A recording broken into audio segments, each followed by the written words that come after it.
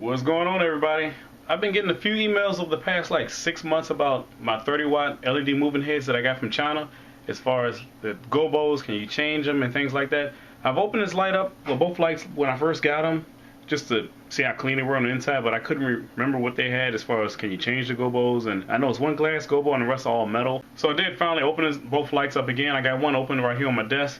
And I just gotta say, from working on electronics for almost 20 years now, I mean, that says a lot about my age, but I've been doing a lot of electronic repair on all kind of circuits from years and years back, and I know about power supplies, all kind of circuits, how they work, what goes in, comes out, and this light is built pretty good as far as looking at the quality of the electronic circuits inside here. Now, I know a lot about capacitors, transistors, all that regulator stuff that a lot of people might say, yeah, the light has good power supplies, this and that, or whatever, but do they actually know what the components are in that power supply? They probably don't, unless you worked on that kind of stuff and use oscilloscopes to measure everything.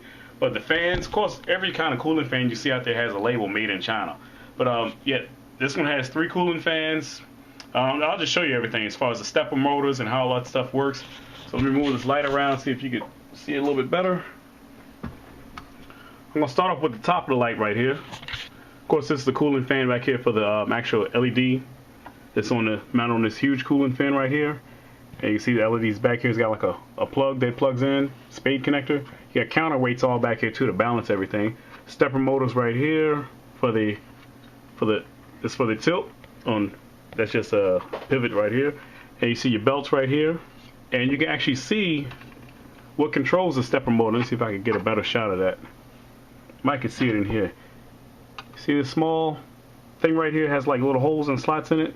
That's an opto sensor right here. That allows the infrared beam to travel through each hole, and that's how the motor knows when the circuit counts how many holes has gone past, what position the motor should be in as far as your stepper motor. Anyway, let me go up here. This is the color wheel. There's some more motors right here for your focus and everything. And everything is done pretty neat and clean up in here too, to be a light from China. But a lot of stuff is actually made over there, just different labels. And here's the actual gobo wheel right here. Try to get a close-up of that. Camera focus. And on each gobo is some screws right here, like 3 small Phillips heads. And as you spin the wheel, the gobos turn themselves. That's the glass one right here that comes with it. And open, you got like some circles, a plus sign, and this other side of it you can see right here. If I could try to turn this with one hand and hold the camera with the other.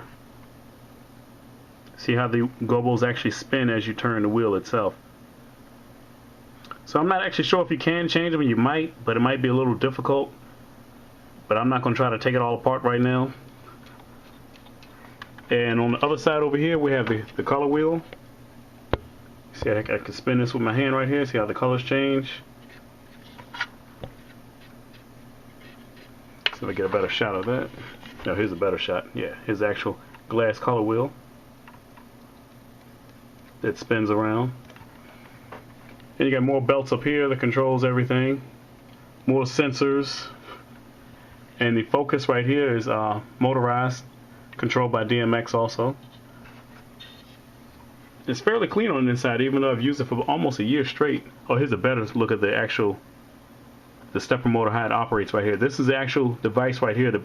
See right here, the circuit sends the voltage in right here, and you got voltage, and then you got signal in, signal out. What that does is puts the infrared signal all across the whole top right here.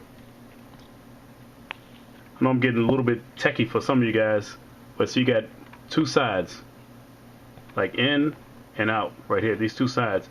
The beam has to cross all the way through here, and as it goes through the holes right here,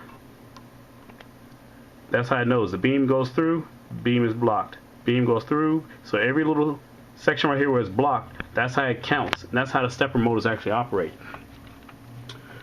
Now, as far as the bottom, this light has 2 power supplies in it. It looks like pretty good power supplies too. Of course, you can see right here for the pan, here's another section with the motor right here that counts all the open slots where it knows positions and everything. We built all this kind of stuff in electronics class, and we did all kind of troubleshooting with lab and everything back. That's way back in high school and college. So we know everything, how they operate, how it counts to ones and zeros. But enough of that. Cooling fan right here. And here's the power supply right here. Actually, looks pretty good. You got a step-down transformer that steps it down from 120 to about 12 volts. You got a filter capacitor right here that filters out the pure DC, because after AC comes in, it's got to be converted. With this little device right here, it's called a bridge rectifier. That converts AC over to DC. Then after that, you got to go to a filter circuit. It tries to give you pure DC through the rest of the circuit. And you can see your DC power supply wires coming off of this terminal block right here, and that goes to the rest of the circuits. You got ground and everything. And the second power supply, turn this light around. Second power supply is on the other side of the light back here. Same components. And you got your AC and you got your DC coming out.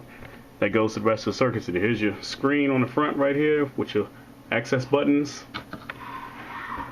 And here's your main control board, your motherboard right here. Everything has cooling fins mounted, which is pretty good. I mean, because a lot of these chips do get warm when they start processing information, but they've actually put cooling fins on everything in here. So that's pretty good looking, you know, to be a light just from China. And you can see everything is wire tied all nice and neatly. Everything follows the complete path. And they separated the main AC lines away from the cable lines as far as when you're sending information, because it helps out with interference. Here's another choke coil right here. More filters, and everything looks pretty good in here. And another cooling fan on this side right here. So it's 3 cooling fans. Your DMX in and out. That goes to your DMX board back here.